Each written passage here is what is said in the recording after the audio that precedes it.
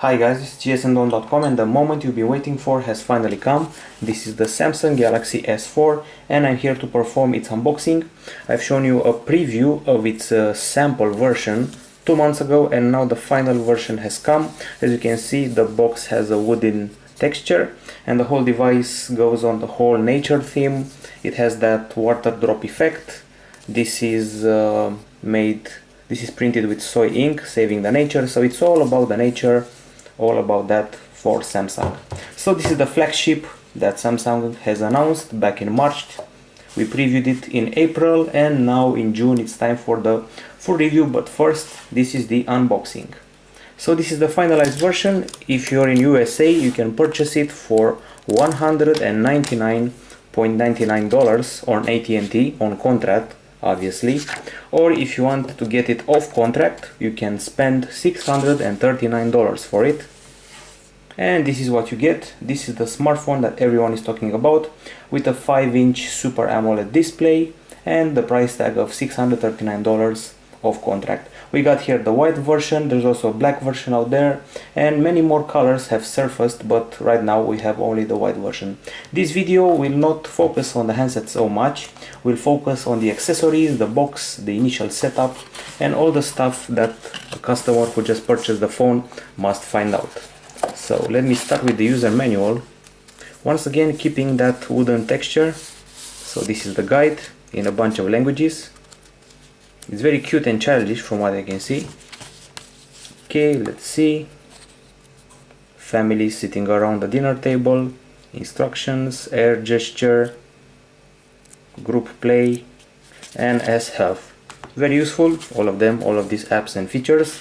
Let's put that aside. Let's see what else is inside the box. Obviously we got the USB cable and then a pair of earbuds. Here they are, looking very fancy, matching the theme and the color of the phone. And then we've got the charger that you can see right here. Connect the USB cable to it and you're all set. Once again, a wooden theme for this box and the Galaxy S4. Probably the most talked about phone out there because several new versions of the handset have already launched. Okay, time for the initial setup. For those of you wondering, the version I'm testing here is the i9505 or i9505 GT-I9505 Galaxy S4. It runs Android 4.2.2 Jelly Bean. It supports 4G LTE.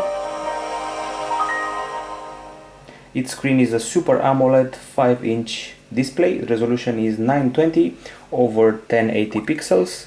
Let's select English.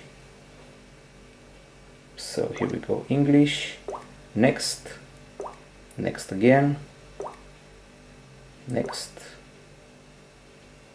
Conditions. I can already tell you that the setup process is not that lengthy.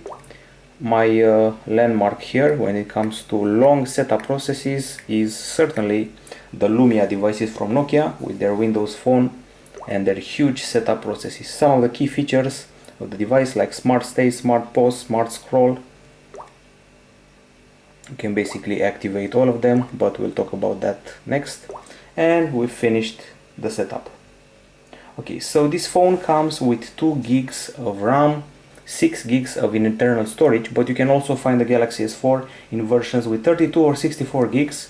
And let me remove the back cover so you can see what's under it.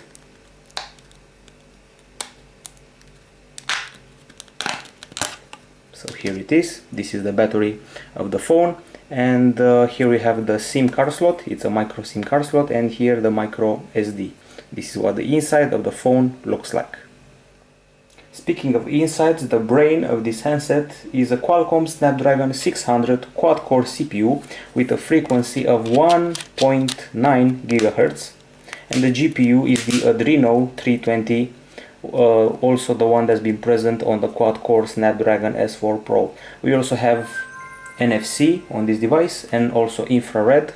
There is no FM radio on the handset, and the camera at the back is a 13 megapixel unit, while at the front we've got a 2 megapixel camera right here. Also at the back, this camera comes with an LED flash placed right below the camera sensor.